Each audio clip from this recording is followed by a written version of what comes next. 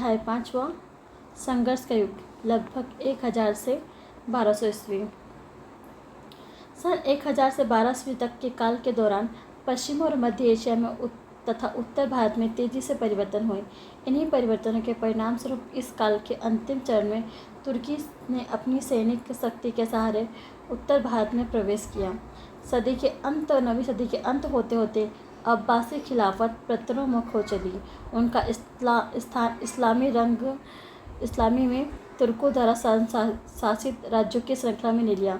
तुर्कों ने राजमहल के संरक्षण और भाड़े सैनिक के रूप में 9वीं सदी में अब्बासी साम्राज्य में प्रवेश किया। शीघ्र उन्होंने ऐसी स्थिति प्राप्त कर ली कि उनकी मर्जी से राजा बनने और बिगड़ने लगे। केंद्र सरकार की शक्ति ज्यों त्यों कम होती गई। प्रांतीय शासकों ने स्वतंत्र दर्जा हासिल करवाना शुरू कर दिया। हालांकि खलीफों ने कुछ समय तक एकता का आभास कायम रखने का कोशिश अवश्य की, जिसका तरीका यह था कि जो सेनापति अपने स्वतंत्र क्षेत्र कायम कर लेने में कायम हो जाते थे, उन्हें अमीर उल उमरा या फिर सेनापतियों के सेनापति की उपाधि दे दी जाती थी। इन शासकों ने स्वयं पहले तो अमीर की और फिर बाद में सुल्तान की पदवी धारण की। मध्य एशिया में लगातार होने वाले तुर्क जनजातियों के हमले असफल शासक का साथ छोड़ के बात की बात असफल शासक के खेमे में जा खड़े होने की तुर्क सैनिकों की अर्थलोलुप प्रवृत्ति और मुस्लिम फिरकों के बीच छिड़े झगड़ों का कारण यह सचमुच का अशांति का काल बन गया। साम्राज्यों और राज्यों में ना उठते देर लगती थी और ना गिरते। इन परिस्थितियों में अपना वर्चस्व वही व्यक्ति स्थापित कर सकता था जो कुशल योद्धा के साथ साथ एक जननायक के गुणों से भी युक्त हो। लड़ाइयों के मैदान में अपना जौहर दिखाने के साथ ही राजनीतिक साजनों और फरेबों का भी मुकाबला कर सकता था। तुर्क जनजातियां अपने साथ बेरहमी भरी लूटपाट की आदत को लेकर इस भूभाग पर उतरी थीं, जिनकी लड़ाइयों का मुख्य तरीका यह था कि वो जितनी तेज़ी से आगे बढ़ती उतनी तेज़ी से पीछे हट जाती। वे बिजली गति से हमले करते थे और मुख्य सेना से दूर पड़ गई कोई टुकड़ी उनके हाथों लग जाती तो बात की बात में उन्हें फंसाया जाता था। वे अपना दमखम साथ ही अपने घोड़ों की उत्तम कोटि के कारण भी ये सब कर पाते थे। इन सब खूबियों की वजह से वे इतनी तेज़ी से दूरियां बना लेते थे कि देखने सुनने वाले हैरत में पड़ जाएं। इसी बीच गुर्जर प्रतिहार साम्राज्य टूट चुका था। उत्तर भारत में राजनीतिक अनिश्चितता का दौर प्रारंभ हो गया था। प्रभुत्व के लिए संघर्ष का नया दौर शुरू हो चुका। फलतः देशी उत्तरी पश्चिमा पर आक्रामक और विस्तारवादी तुर्क राज्यों के उदय में कोई ध्यान नहीं दिया गया। गजनवी 9वीं सदी के अंतिम दौर में ट्रांस ऑक्सियाना खुरासान ईरान के कुछ हिस्सों पर समानियों का शासन था, जो ईरानी मूल के थे। समानियों ने अपनी उत्तरी और पूर्वी सीमाओं को बराबर गैर मुस्लिम तुर्क जनजातियों से जूझना पड़ रहा था। इसी संघर्ष के क्रम में एक नए प्रकार के सैनिक का उदय हुआ। वे गाजी कहलाते थे। तुर्क लोगों में से अधिकांश प्राकृतिक शक्तियों की पूजा करते थे। मुसलमानों की निगाहें विधर्मी थे, इसलिए उनके खिलाफ सम्मानियों की लड़ाई राज्य की सुरक्षा के साथ साथ धर्म की रक्षा का भी जो संघर्ष की थी। गाजी जितना योद्धा था उतना ही धर्म रक्षक भी। वह नियमित सेना के अनियमित सहायक के रूप में काम करता था और वेतन प्राप्त करने के बदले लूट खसोट से अपना काम चला सकता था। गाजियों के साहस और सूझबूझ तथा अपने प्रिय उद्देश्यों की खुशी चाहे जितनी भी कठिनाई झेलने की तत्परता के कारण वे शिशु राज्य तुर्कों के सामने टिक न सके। कालांतर में बहुत से तुर्क मुसलमान बन गए, लेकिन गैर मुस्लिम तुर्क जनजातियों के हमलों के खिलाफ संघर्ष चलता रहा। इस्लामीकृत तुर्क के बाद इस्लाम के सबसे बड़े रक्षकों और जिहादियों के रूप में उभरने वाले थे। इस्लाम की रक्षा के साथ ही साथ लूट खसोट भी उनका लगाव बना रहा। सामान्य सूबेदारों में अल्पदीद नामक एक तुर्क गुलाम भी था। कालांतर में उसने गजनवी को अपनी राजधानी बनाकर एक स्वतंत्र राज्य की स्थापना की।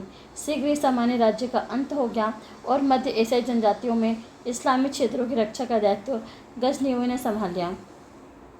इन्हीं संयोगों के बीच मोहम्मद गजनवी को गद्दी पर बैठा 998 से 1030 में मध्यकालीन मुसलमान इतिहासकार मोहम्मद को इस्लाम का नायक मानते हैं, क्योंकि उसने मध्य एशियाई तुर्क जनजातियों के खिलाफ अपने राज्य और धर्म की रक्षा का अत्यंत साहस और शूरवीरता से किया। इसलिए शासनकाल में गाजी की भावना और प्रबल हुई। दूसरे, इस काल में ईरानी संस्कृति में एक नई चेतना का उदय हुआ जिसने महमूद घनिष्ठ के रूप में जुड़ा हुआ था। गर्वीले ईरानियों ने कभी भी अरबी भाषा और अरब संस्कृति को स्वीकार नहीं किया। सामान्य राज्य ने फारसी भाषा और साहित्य को प्रोत्साहन दिया।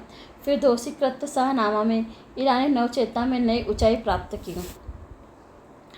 ईरान और तुरान के बीच संघर्ष को वह अपनी रचनाओं के मिथ्य युग के पीछे खींचकर ले गया। प्राचीन ईरानी नायकों को भूरी भूरी प्रशंसा की। ईरानी देशभक्ति में नया उभार आया जब फारसी भाषा तथा संस्कृति गजनवी भाषा की भाषा और संस्कृति बन गई। यहाँ तक कि खुद महमूद ने यह दावा किया है कि ईरान के पौराणिक राजा अफसियाफ का वंश था। इस प्रकार तुर्क लोग न केवल इस्लामी रंग में रंग गए बल्कि उन पर फारसीपन का रंग भी गहरा चढ़ गया। 2 सदी के बाद वह इस संस्कृति को भारत में लाने वाले थे। यद्यपि महमूद ने तुर्क जनजातियों के खिलाफ इस्लामी राज्यों की रक्षा और ईरान के सांस्कृतिक पुनर्जागरण के महत्वपूर्ण भूमिका निभाई, तथापि भारत में उसे लुटेरे और मंदिर को तोड़ने वाले के रूप में याद किया जाता है। महमूद ने भारत पर 17 हमला किए और कहा जाता है शुरुआती हमलों का लक्ष्य पेशावर और पंजाब पर राज्य करने वाले हिंदूशाही शासक थे। वह मुल्तान के मुसलमानों राजाओं के खिलाफ भी लड़ा। वह राजा इस्लाम जिस पंथ के अनुयायी थे उसका महमूद घोर विरोधी था। हिंदूशाही शासक मोहम्मद के पिता के समय से गजनवी से जूझते रहे। एक समय पंजाब से लेकर अफगानिस्तान तक के प्रदेश हिंदूशाही शासकों के अधीन थे। उन्हें समझते देर नहीं लगी। गजनवी में एक स्वतंत्र राज्य की स्थापना उनके लिए खतरे का कारण था।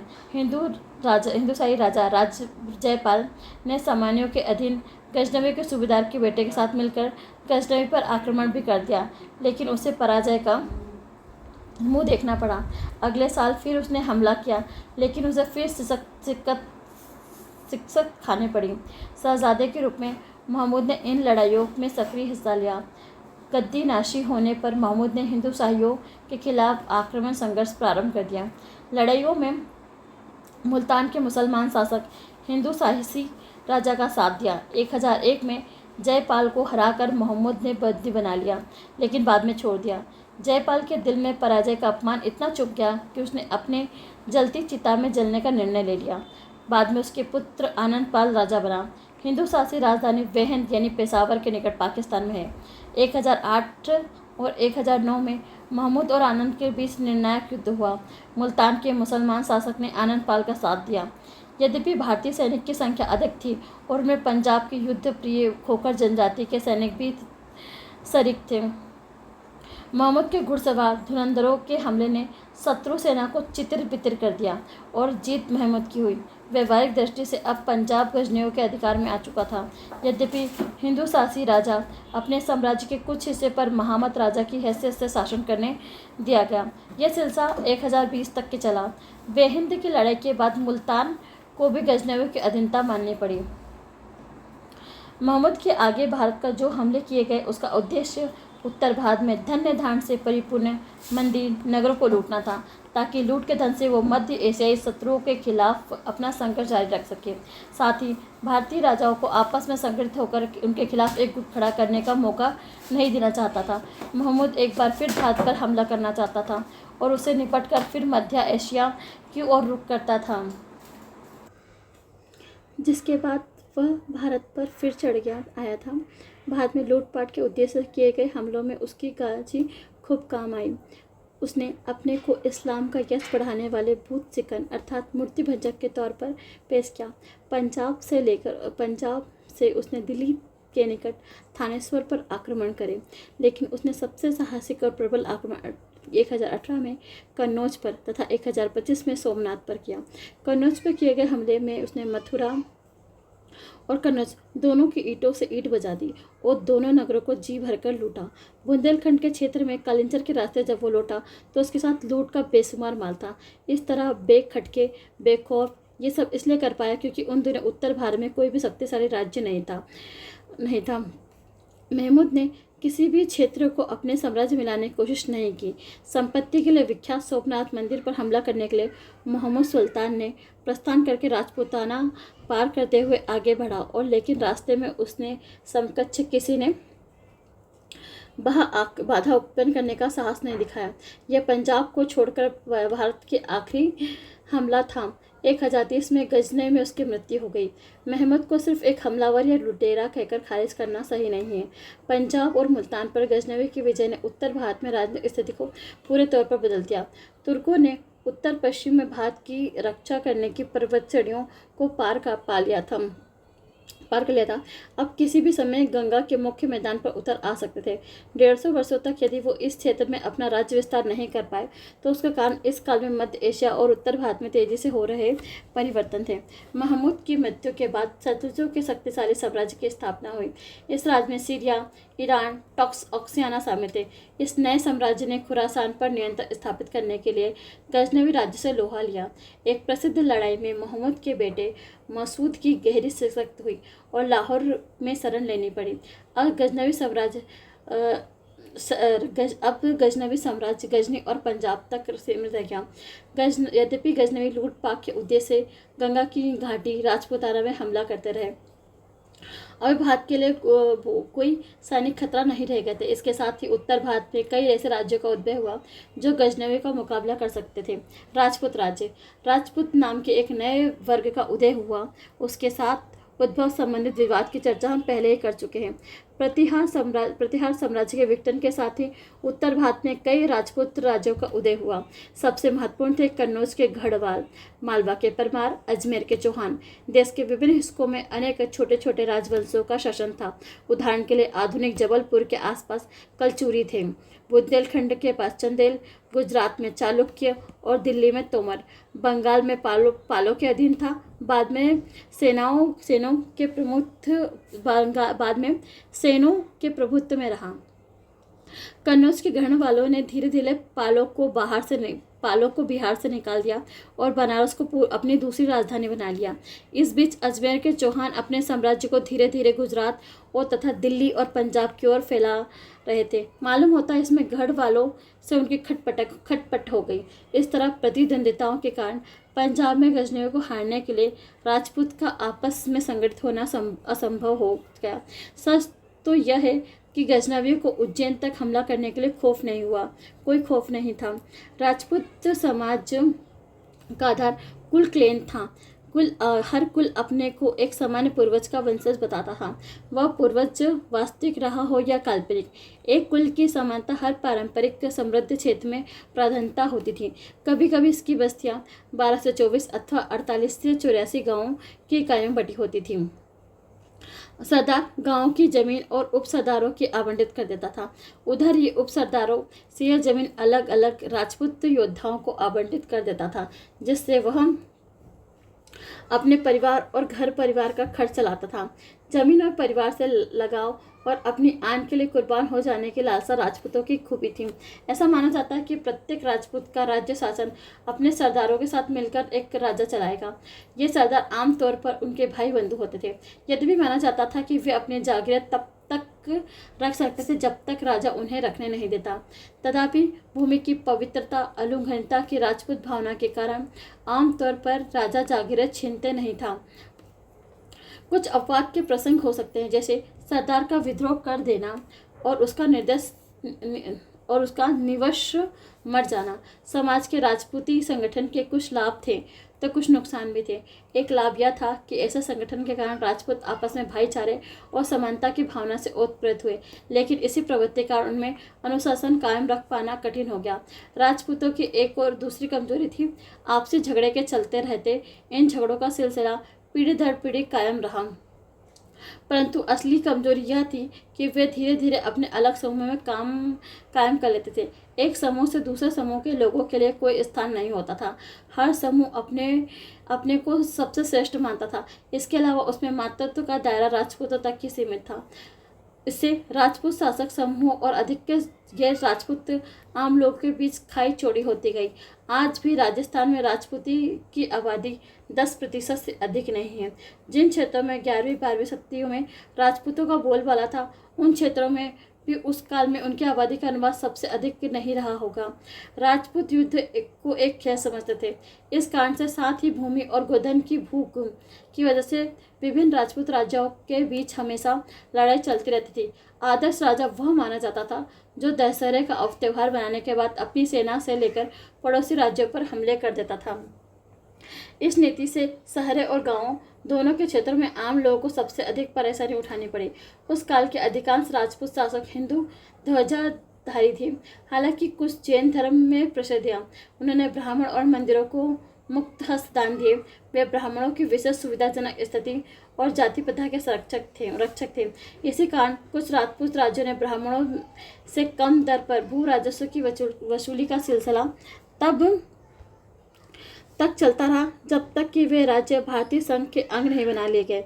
इन सुविधाओं के बदले ब्राह्मण राजपूतों को सूर्यवंशी और चंद्रवंशी क्षत्रियों के वंशज के रूप में मान्यता देने को हमेशा तत्पर रहते थे। ऐसा माना जाता है कि ये वंश अब मिट चुके हैं। 8वीं सदी के बाद के काल की और खास तौर पर 10वीं और 12वीं सदी के बीच के दौर में उत्तर भारत में मंदिर निर्माण का चरमोत्कर्ष का काल माना जाता है। आज के कुछ भव्यतम मंदिरों का निर्माण इसी काल में हुआ। इस युग में मंदिर निर्माण जिस शैली में प्रधानता प्राप्त की वह शैली नागर शैली कहलाती है। यद्यपि इस शैली के नमूने लगभग पूरे भारत में देखे जा सकते हैं। इस शैली के मंदिरों के निर्माण का मुख्य केंद्र उत्तर भारत और दक्कन थे। इसकी विशेषता का निर्देश करने वाली मुख्य बात तो यह थी कि गर्भगृह देवल कहे जाने वाले अधिवृष्टा का देवता कक्ष ऊपरी गुंबदनुमा छत बनी होती थी। मुख्य कक्ष अक्सर वर्गाकार होती थी। हालांकि उसके प्रत्येक भुजा लगाकर कक्ष बनाए जा सकते थे। गर्भगृह के सामने एक मंडप बनाया जाता था और कभी कभी मंदिर ऊंची 4 दीवारों से घिरा होता था जिसपे बड़े बड़े सिंह द्वार होते थे। मंदिरों में सबसे अच्छे नमूने मध्य प्रदेश के खजुराहो के मंदिर, उड़ीसा में भुवनेश्वर, खजुराहो में पार्श्वनाथ विश्वनाथ मंदिर, कदम्बिया महादेव मंदिर इस शैली के संपूर्ण विशेषता को रूपांतरित करते हैं। इन मंदिरों की दीवारों पर किए गए तक्षण इस बात का प्रमाण है। इस काल में मूर्तिकला अपनी पूरी ऊंचाई पर पहुंच सकती थी। इसमें अधिकांश मंदिरों का निर्माण चंदेलों ने करवाया है, जिसमें इस क्षेत्र पर 9वीं से लेकर 13वीं सदी का शासन किया है। उड़ीसा के इस काल के मंदिर स्थापत्य में सबसे भव्य लिंगराज का मंदिर, कोणार्क का सूर्य मंदिर और पुरी का प्रसिद्ध जगन्नाथ मंदिर इसी काल में बनवाया गया है। अन्य स्थानों में जैसे मथुरा, बनारस, देलवार, आबूर बहुत से मंदिर बनवाए गए। दक्षिण भारत के मंदिरों की तरह इस काल में उत्तर भारत में मंदिरों में अधिकाधिक विस्तार और अलंकार का रुझान दिखाई देता है। वे सामाजिक और सांस्कृतिक जीवन के केंद्र थे। इनमें से कुछ मंदिरों ने तो कुछ अंकत संपत्ति अर्जित करी थी। सोमनाथ का मंदिर इन्हीं में से एक था। यह मंदिर कई गांवों में शासन करते थे और व्यवसायिक गतिविधियों में भी भाग लेते थे। राजपूत शासकों ने कला और साहित्य को भी संरक्षण दिया। उनके संरक्षण में इस काल संस्कृत में प्रसिद्ध पुस्तक और नाटक की रचना हुई। गुजरात के चालुक्य राजा भीम का प्रसिद्ध मंत्री वस्तुपाल एक श्रेष्ठ कवि था। उसने विद्वानों को बहुत प्रशय दिया। माउंट आबू के प्रसिद्ध जैन पद्धति का निर्माण उसी ने करवाया। परमार राजाओं की राजधानी उज्जैन, धार भी संस्कृत विद्या के प्रसिद्ध केंद्र थे। साथ ही इस काल में जैन भाषा अभ्रसन और प्राकृत में भी कई कृतियों की रचना हुई। इस क्षेत्र में जैन विद्वानों ने उत्कृष्ट योगदान दिया। इनमें सबसे प्रसिद्ध हेमचंद्र हुआ, जो अपभ्रंश के साथ ही संस्कृत में भी लिखता है। ब्राह्मणी संस्कृति के पुनरुत्थान के साथ उच्च वर्गीय लोगों के बीच संस्कृत ने प्रधानता प्राप्त कर ली। अपभ्रंश तथा प्राकृत को पीछे छोड़ दिया। तथापि इन जन भाषाओं में साहित्य की रचना होती रही। इन भाषाओं में हिंदी, बंगला, मराठी जैसी आधुनिक भारतीय भाषाओं का विकास का सिलसिला इसी काल में प्रारंभ हुआ। उत्तर भारत में तुर्की की विजय, गजनवियों के पंजाब विजय के बाद मुसलमानों और हिंदुओं के बीच भिन्न 2 प्रकार के संबंधों का सिलसिला प्रारंभ हुआ। एक था लूट के लोप पर आधारित संबंध। इसके तहत महमूद के उत्तराधिकारियों ने गंगा की घाटी राजपूताना में निरंतर कई बार हमले किए। राजपूत राज्यों के शासकों ने इन हमलों की दृढ़ता से मुकाबला किया। कई अवसरों पर उन्होंने तुर्की के खिलाफ जीतें भी हासिल करी। अब गजनवी साम्राज्य शक्तिशाली नहीं रह गया। उनके खिलाफ हासिल की गई जीतें राजपूतों की असली ताकत का पैमाना नहीं थी, बल्कि उल्टे जीते गए राजपूतों में आत्मसंतुष्टि का झूठा भाव जागा। लेकिन संबंध में दूसरे स्तर पर मुसलमान व्यापारियों को इस देश में व्यापार स्वागत भी किया जा लगा, क्योंकि वे मध्य और पश्चिमी एशियाई देशों के साथ भारत का व्यापार बढ़ाने में सहायक सिद्ध हो रहे थे। व्यापार की वृद्धि से राज्य की समृद्धि में इजाफा होता गया। उत्तर भारत में कुछ शहरों में, पंजाब में मुसलमान व्यापारियों की बस्तियां स्थापित हो गई। इन बस्तियों के बस जाने के फलस्वरूप यहाँ बहुत से मुसलमान धर्मोपदेशों का आगमन हुआ। यह धर्मोपदेश सूफी कहलाते हैं। सूफियों ने प्रेम, आस्था, कल्पना के प्रति समर्पण को शिक्षा दी। उनकी शिक्षा के लक्ष्य मुख्य रूप से मुसलमान व्यापारी थे, लेकिन उनमें से कुछ हिंदू भी प्रभावित हुए।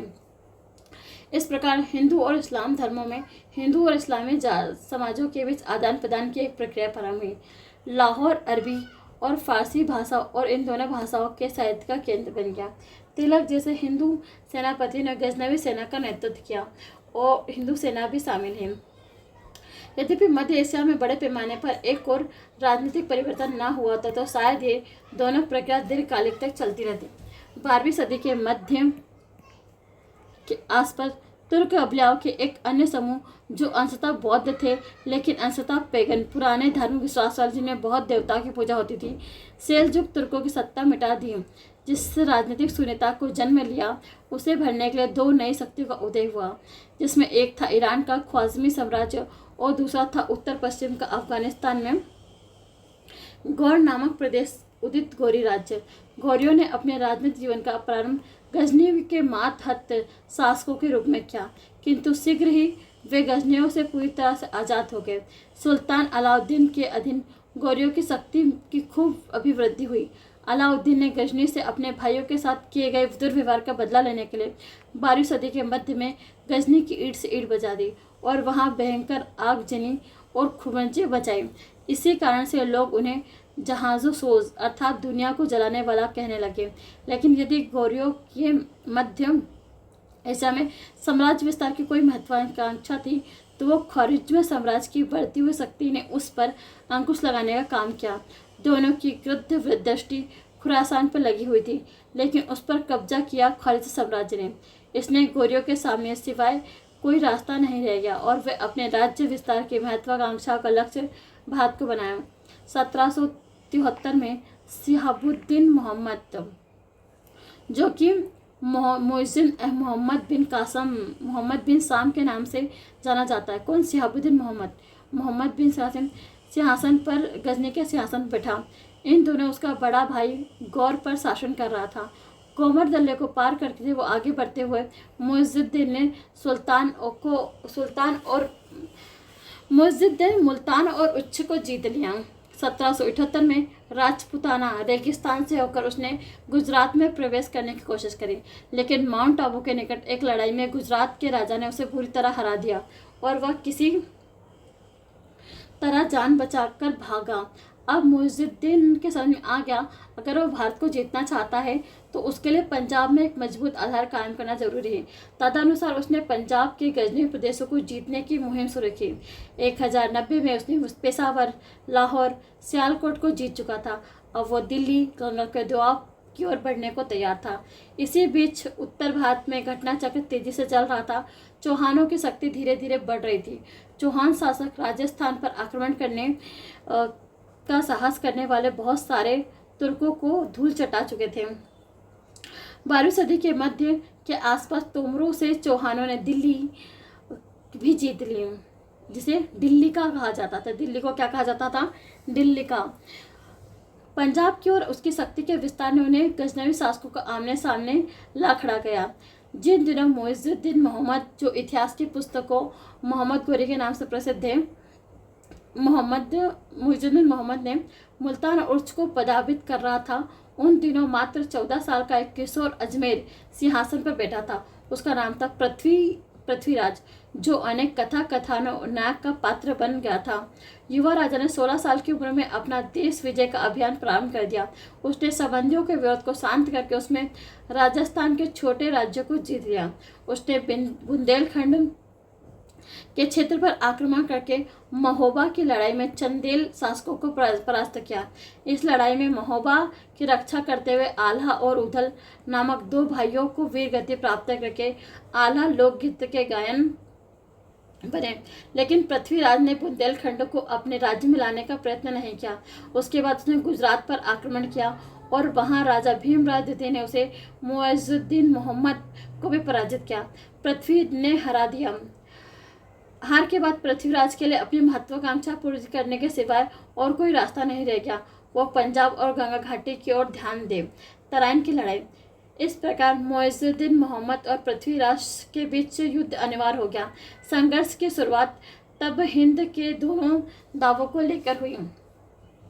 1911 में तराइन की लड़ाई में गौरी फौज पूरी तरह से पराजित हुई और मुइज़ुद्दीन मोहम्मद की जान एक खलजी घुड़सवार ने बचाई।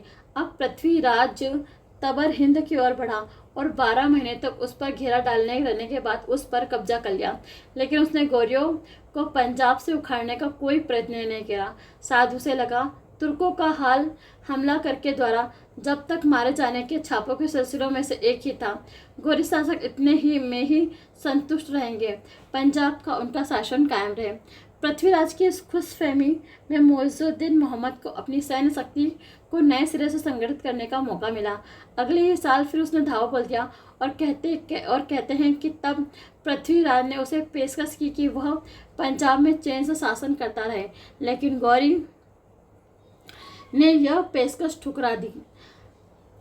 सन 1192 की तराइन की दूसरी लड़ाई को भारतीय इतिहास में एक नया मोड़ देने वाली लड़ाई माना जाता है। इस लड़ाई में मुइज़ुद्दीन मोहम्मद ने बहुत सावधानी से तैयारी की और कहते हैं 1,20,000 सैनिकों के साथ कूच किया।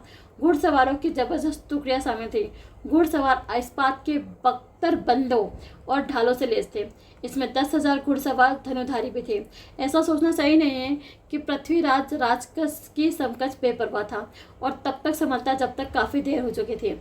अब सच है कि उस समय तराइन की पिछली लड़ाइयों का विजय सेनापति स्कंद अन्यथा मोर्चा संभालते हुए था, लेकिन घोरी की ओर से उपस्थित इस नए खतरे का एहसास होते ही पृथ्वीराज ने उत्तर भारत के सभी राजाओं को सहायता से गुहार की। कहते हैं बहुत से राजाओं ने उसकी सहायता के लिए अपनी अपनी सैनिक टुकड़ियां भेजी, परंतु कन्नौज का शासक जयचंद अलग खड़ा था।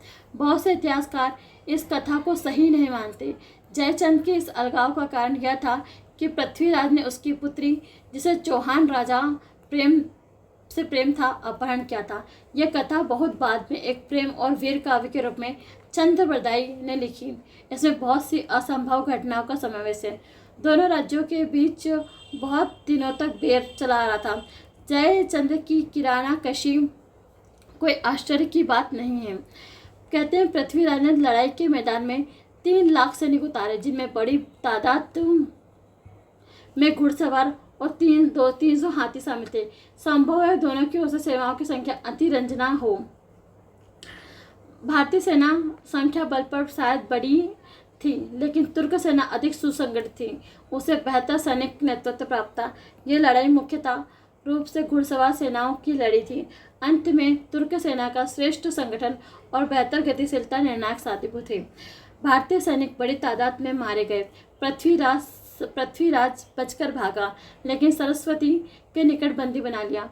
तुर्क सेना ने हाशी, सरस्वती और सामना किलों पर कब्जा कर लिया। इसके बाद उसने अजमेर पर हमला करके उसे पर भी अधिकार कर लिया। पृथ्वीराज चौहान को कुछ काल तक अजमेर पर शासन करने दिया, क्योंकि इस लड़ाई के बाद कुछ ऐसे सिक्के मिले जिसमें एक तिथि पर पृथ्वीराज मुद्रा लेख अंकित है, तो दूसरी और श्री मोहम्मद शाम लिखा है। इसके कुछ दिन बाद ही पृथ्वीराज को षड्यंत्र करने के आरोप में मौत के घाट उतार दिया गया। उसके उपरांत उसका बेटा गद्दी पर बैठा। दिल्ली में उसके तोमर शासक को वापस कर दी गई। इस नीति को शीघ्र ही पलट दिया गया।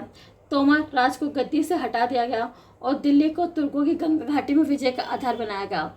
एक विद्रोह के बाद मुस्लिम सेना ने अजमेर पर फिर कब्जा कर लिया और वहां का शासन एक तुर्क सेनापति को सौंप दिया। पृथ्वीराज के पुत्र ने वहां पर रणथंभौर जाकर एक नए शक्ति चौहान राज्य की स्थापना की। इस प्रकार दिल्ली क्षेत्र पूर्वी राजस्थान तुर्क शासन के अधीन चला गया। उसके बाद गंगा घाटी, बिहार और बंगाल पर तुर्कों की विजय। 1192 से 1206 के बीच तुर्क गंगा, यमुना, दोआब और उसके आसपास प्रदेशों में फैल गए। तुर्कों ने बिहार और बंगाल पर अपना झंडा गाड़ दिया। दोआब पर कब्जा करने के लिए तुर्कों ने सबसे पहले कन्नौज के गढ़वाल राज्य को जीतना पड़ा। गढ़वाल का शासक जयचंद्र उन दिनों भारत के सबसे शक्तिशाली राजा माना जाता था, पर 2 दशकों से कन्नौज पर चैन से राज करता रहा। वह 2 दशकों चैन से राज करता रहा। शायद ही वह योग्य योद्धा नहीं था, क्योंकि बंगाल के सेन राजा पहले से पराजित हो चुके थे। तराइन की लड़ाई के बाद मुइजुद्दीन गजनी लौट आया और भारत का राजकाज अपने विध्वंस गुलाम कुतुबुद्दीन ऐबक को सौंप दिया। अगले 2 वर्षों के दौरान तुर्कों ने अपने दोआब में कुछ हिस्सों को जीत लिया। गढ़वाल शासक ने उसके मार्ग में कोई बाधा उपस्थित नहीं की। 1194 में मुइजुद्दीन भारत लौटा। 50,000 घुड़सवारों के साथ उसने यमुना पार किया और कन्नौज की ओर बढ़ा। कन्नौज के निकट चंदावड़ नामक स्थान पर मुइजुद्दीन जयचंद्र के बीच जमकर युद्ध हुआ। कहते हैं जयचंद्र जीत लगभग हासिल कर चुका था, लेकिन तभी उसे एक तीर लगा और उसके लिए घातक साबित हुआ। उसकी रणभूमि में गिरते उसकी सेना बिखर गई और पूरी तरह से पराजित हो गई। अब मुइजुद्दीन बनारस की ओर बढ़ा। उसने वहां खूब तबाही मचाई और कई मंदिर तोड़ दिए। इस प्रकार तुर्क एक विशाल क्षेत्र पर अपना शासन स्थापित कर चुका था और उसका राज्य बिहार की सीमा को छूता था। इस तरह तराइन और चंदावड़ की लड़ाइयों में भारत तुर्क शासन की नींव की भली भांति डाल दी। इन जीतों को स्थायित्व प्रदान करने के लिए का काम काफ़ी कठिन था। तुर्कों को आगे के लिए लगभग 50 वर्षों का समय लगाना पड़ा और इसका अध्ययन हम अगले अध्याय में करेंगे। और मुइजुद्दीन 1200 में जीवित रहा, 1200 तक जीवित रहा। इस दौरान उसने दिल्ली के दक्षिण बाजू की रक्षा कराने के लिए बयाना और ग्वालियर के किले पर फतेह किए। कुछ दिन बाद ऐबक ने चंदेल शासकों से कलिंजर, महोबा और खजुराहो छीन लिए। दोआब पर अपना अधिकार बनाकर तुर्कों ने आसपास के क्षेत्रों में कई हमला करे। ऐबक ने गुजरात और निच्छवाड़ में राजा भीम द्वितीय को पराजित किया और कई दूसरे शहरों पर हमला करके तुर्कों को उन्हें खूब लुटा। यद्यपि इस क्षेत्र में शासन करने के लिए एक मुसलमान सूबेदार नियुक्त किया गया, लेकिन उसे शीघ्र ही उखाड़ फेंका। इससे स्पष्ट होता तुर्क अभी भी इतने तकरवत नहीं हो पाए थे कि वे दूर दूर तक फैले इतने विस्तृत क्षेत्र पर शासन कर पाते।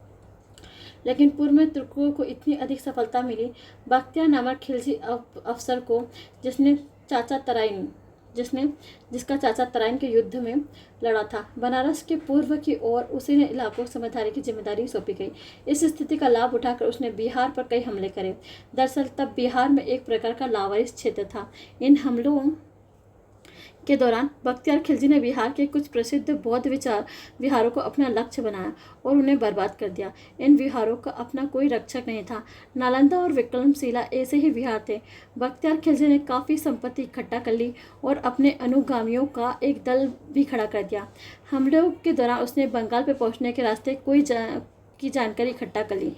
बंगाल विजय के अपने विशेष लाभ थे। अपने आंतरिक संसाधनों तथा विदेश व्यापार के कारण प्राप्त उसकी समृद्धि ख्याति दूर दूर तक की। बहुत सावधानी के साथ तैयारी करके बख्तियार नदिया एक तीर्थ स्थान जहाँ पर सेन शासक लक्ष्मण सेन यात्रा के लिए गया हुआ था की ओर बढ़ा। पूरी तरह से चोरी छिपे आगे बढ़ रहा था। उसने घोड़ों की सौदागरों का वेश धारण कर लिया। इस छद्म वेश में उसने 18 लोगों की एक टुकड़ी में नदिया को प्रवेश करा, इसलिए उसे नहीं पहचाना जा सका। उन दिनों घोड़ों के तुर्क सौदागरों का आना जाना एक आम बात था। राजमहल में पहुंचकर बख्तियार ने एकाएक हल्ला बोल दिया। चारों ओर भारी अस्त व्यस्तता की स्थिति पैदा कर दी। सेन राजा लक्ष्मण सेन का यह माना योद्धा था, लेकिन अचानक किए गए इस हमले में स्तंभित राजा ने सोचा कि तुर्की की मुख्य सेना पहुंच गई है, सो वह चोर के दरवाजे निकल भागा। सोनार गांव में शरण ले ली। तुर्क सेना आपस में ही रही होगी, क्योंकि जल्द ही मौके पर पहुंचकर उसने उस किले की कब्जा कर लिया। राजा की सारी संपत्ति, यहाँ तक कि उसकी पत्नी और बच्चों को भी तुर्कों ने अधिकार कर लिया। ये घटनाएं 1204 की मानी जाती हैं। बख्तियार फिर सेन शासकों की राजधानी लखनौती की ओर बढ़ा और बिना किसी विरोध पर उस पर कब्जा कर लिया, क्योंकि सेन शासक उस समय दक्षिण बंगाल में सोनार गांव गया हुआ था। लक्ष्मण सेन और उसके उत्तराधिकारी ने वहां से दक्षिण बंगाल पर कई सालों तक शासन किया। यद्यपि मुइज़ुद्दीन ने बख्तियार खिलजी को औपचारिक तौर पर बंगाल का सूबेदार घोषित कर दिया था, किंतु इस प्रदेश में स्वतंत्र और वास्तविक शासक के रूप में वो राजकाज चलाता रहा। परंतु इस स्थिति का उपभोग बख्तियार अधिक दिनों तक नहीं कर पाया। उसने असम में ब्रह्मपुत्र घाटी को जीतने में मुख्यतः मुहिम शुरू कर दी। कुछ लेखकों का कहना है कि उसका इरादा तिब्बत पर आक्रमण करने का था। असम के माघ शासन पीछे हटते हटते तुर्क सेना जितना आगे बढ़ सकती थी उतना जितना उसने बढ़ने नहीं दिया। अंत में थके मारते तुर्कों को लगा कि अब और आगे नहीं बढ़ सकते, सो उन्होंने पीछे लौटने का निश्चय किया, लेकिन रास्ते में कहीं रसद पानी नहीं मिला। असमी सेना ने उन्हें खूब परेशान करती रही। भूखी प्यासी और पस्त तुर्क सेना एक ऐसे स्थान में युद्ध का सामना करना पड़ा जहां उनकी एक चौड़ी नदी थी। इसके पीछे सेना तजितन तुर्क सेना को गहरी शिकस्त हुई और कुछ पहाड़ी कबीलों की मदद से बख्तियार ने अपने थोड़े से साथियों पर जान बचाकर लौट गया और उसका स्वास्थ्य जर्जर हो चुका था और हिम्मत पस्त। इस बीमार हालत में खुद उसी के एक अमीर ने छुरा घोंपकर उसकी हत्या कर दी। इधर ऐबक और तुर्क खलजी सरदार जब उत्तर भारत में तुर्कों की विजय को स्थायित्व प्रदान करने की कोशिश कर रहे थे, तो उधर मुइज़ुद्दीन और उसका भाई मध्य एशिया के गौरी साम्राज्य का विस्तार करने में जुट गए। गौरियों की साम्राज्यवादी महत्वाकांक्षा ने उन्हें सीधे शक्तिशाली ख्वारिज़्म साम्राज्य के सामने ला खड़ा कर दिया। 1203 में मुइज़ुद्दीन ख्वारिज़्मी शासक से बुरी तरह पराजित हुआ। यह पराजय गौरियों के लिए छिपा हुआ वरदान साबित हुई, क्योंकि इसके फलस्वरूप उन्हें अपनी मध्य एशियाई महत्वाकांक्षा को तिलांजलि देकर अपना पूरा ध्यान भारत पर लगाने के लिए विवश होना पड़ा। इसी के कुछ समय बाद केवल भारत को आधार मानकर विकसित होने वाले तुर्क राज्य की स्थापना का मार्ग प्रशस्त हुआ। लेकिन मुइज़ुद्दीन की पराजय का तत्कालीन परिणाम यह हुआ कि कई भारत स्थित विद्रोहियों ने विद्रोह कर दिया।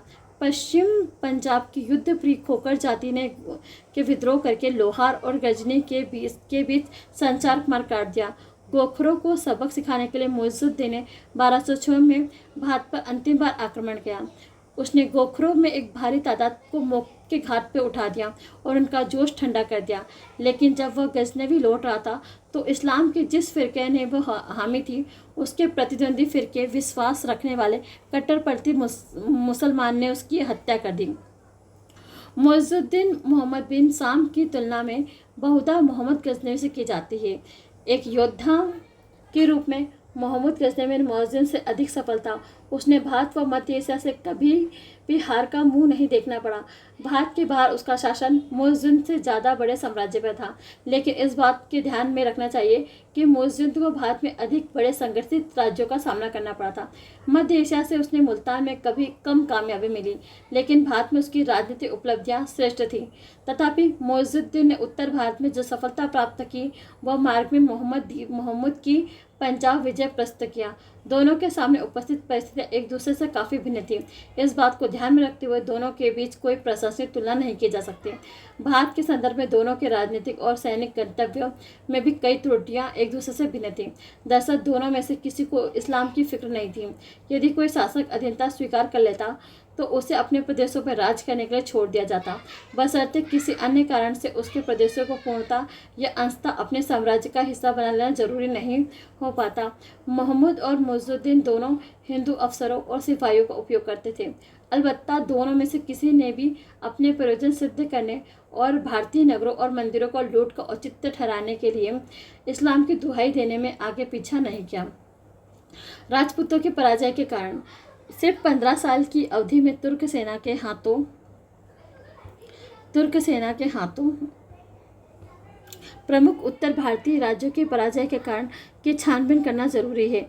मोटे तौर पर कहा जाता है किसी देश को कोई दूसरा राज्य तभी जीतता है जब उसमें सामाजिक और राजनीतिक कमजोरी आ जाती है या आर्थिक या सैनिक दृष्टि से पड़ोसियों से पिछड़ जाता है। हाल के अनुसंधानों से पता चलता है कि भारतीयों के मुकाबले तुर्कों के पास कोई श्रेष्ठ सस्ता शस्त्र नहीं था। हम देख चुके हैं लोहे की रकाब का प्रयोग आरंभ होने से यूरोप में युद्ध के तौर तरीकों में काफ़ी बदलाव आ गया। ऐसी रकाबों का प्रयोग भारत के 28वीं सदी में फैलने लगा था। तुर्कों के धनुष के छूटे हुए तौर पर ज़्यादा दूर तक मार कर जा सकते हैं, लेकिन भारतीय तीरों का निशाना अधिक सदा हुआ था, घातक माना जाता था। ये तीर आमतौर पर जहर में बुझे हुए होते थे। आमने सामने की लड़ाई में भारतीय तलवारों की दुनिया में सबसे अधिक श्रेष्ठ माना जाता था। भारतीयों को हथियारों का लाभ था सो अलग। शायद तुर्कों के घोड़े भारतीयों द्वारा आयातित और घोड़ों से अधिक तेज और मजबूत होते थे। इस प्रकार तुर्कों की श्रेष्ठता सामाजिक और संगठनात्मक क्षेत्रों में थी।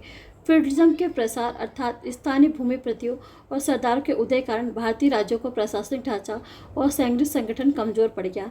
राजाओं को स्थानीय सरदारों पर निर्भर रहना पड़ता था। ये सरदार आपसी तालमेल रखते हुए काम नहीं करते थे। लड़ाइयाँ खत्म होते ही वे तुरंत अपने अपने इलाकों में वापस लौट जाते थे। दूसरी ओर अपनी जनजातीय संरचना और एकता खालसा प्रणालियों के विकास कारण तुर्कों को बड़ी बड़ी स्थायी सेना लंबे समय तक मैदान में डटी रह सकती थी। भारतीय घुड़सवारों की एक संगठित सेना के रूप में लंबे रास्ते तय कर सकती थी, दांव पे से लड़ सकती थी और के अव्यस्त नहीं थे। राजपूत में भी घुड़सवार धनुंधर को पूर्णतः सुसज्जित अश्वारोही का अभाव था। यदि ये कारण बाधा बनकर सामने न आए होते तो राजपूत राज्यों, जिनमें से कई मानवीय और भौतिक संसाधनों की दृष्टि से गजनवी और गौरव से बढ़ चढ़ कर थे, पराजय का मुंह नहीं देखना पड़ता। यदि वे पराजित हो भी जाते तो शीघ्र ही पराजय के विजय में बदल सकते थे। व्यक्तिगत वीरता या लड़ाई में हिम्मत के संदर्भ में राजपूत तुर्कों में उनकी गाजी भावना के बावजूद किसी भी प्रकार से कम नहीं थे। जाति अवश्य विभाजित थी, परंतु यह निम्न जाति कुंवर लोगों की सेना में भर्ती होने को नहीं रोकती थी, जिस कारण से राजपूत राजाओं की सेनाएं युद्ध क्षेत्र में अपनी विरोधियों से हमेशा बड़ी होती थी। पर जैसा कि हमें दिखाया गया है कि युद्ध का निर्णय व्यक्तिगत वीरता पर आधारित ना होकर संगठन और नेतृत्व पर आधारित होता था। राजपूत ने तुर्कों और अरबों के आक्रमण का कड़ाई से काफ़ी समय तक मुकाबला किया, परंतु उन्होंने कभी भी स्वर आक्रमण करके अरबों और तुर्कों को दोबारा अधिकृत सामरिक महत्व भूमि से निकालने की कोशिश नहीं की। अतः उन्होंने भारत के सीमांत क्षेत्रों, विशेषकर अफगानिस्तान, पंजाब और गंगा के हृदय में बाहरी गण थे और शत्रु के हाथों में रहने दिया। इसी से तात्पर्य है कि राजपूतों पर युद्ध नीतिक दृष्टि का अभाव का आरोप लगाया गया है। धन्यवाद।